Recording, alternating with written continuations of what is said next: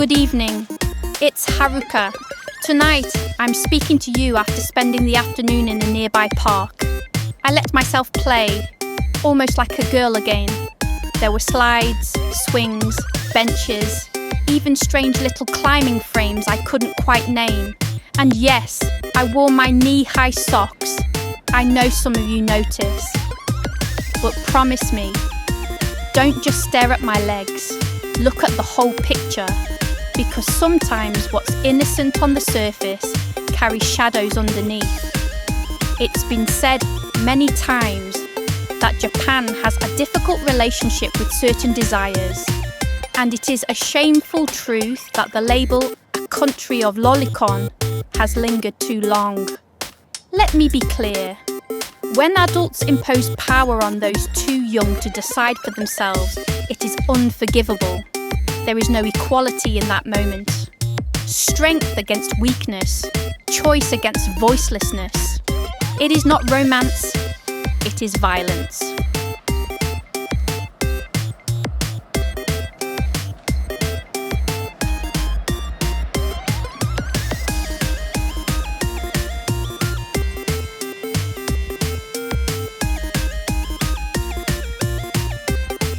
News stories here confirm it again and again. Teachers, entrusted with guidance, betraying that trust in the most intimate ways. One recent scandal revealed a private group chat where photos of girls were passed around, commented on, mocked, degraded.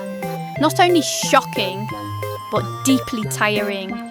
And strangely, in Japan, the names of such offenders are often withheld. So many repeat their crimes, slipping back into classrooms, back into positions of authority.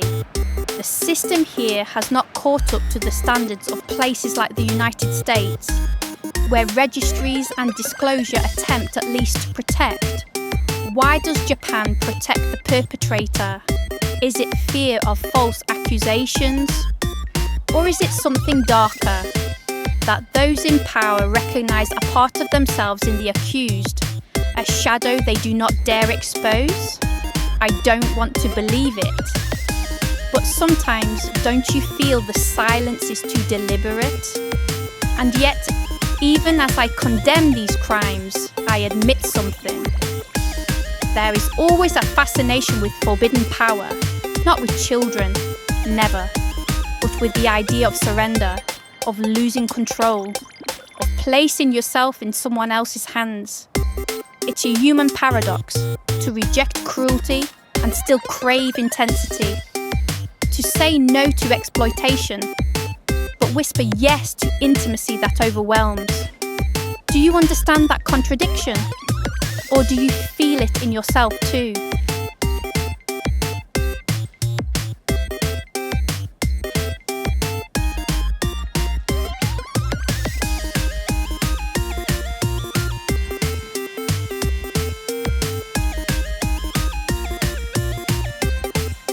The truth is, societies draw their own forbidden zones.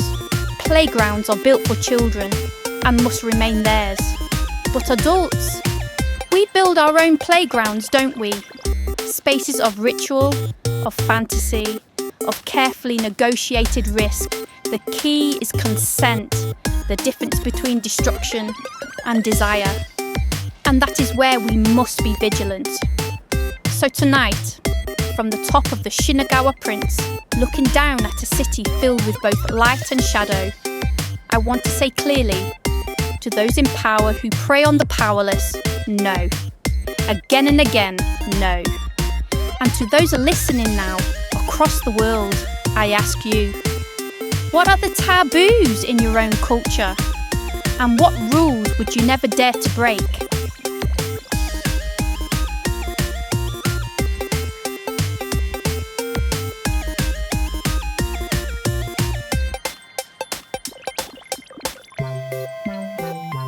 For me, I believe we must continue to say no to inhuman urges, and yes only to those desires where both hearts consent. That is the line worth guarding, and perhaps the line worth crossing together. And if you want to come closer to me, If you want to step into my space without fear or disguise, you know where I'll be. My YouTube membership, my OnlyFans, places where we can share something more intimate, more direct. Until next time, good night, my darling. And remember, never be afraid to say no so that your yes can truly mean something.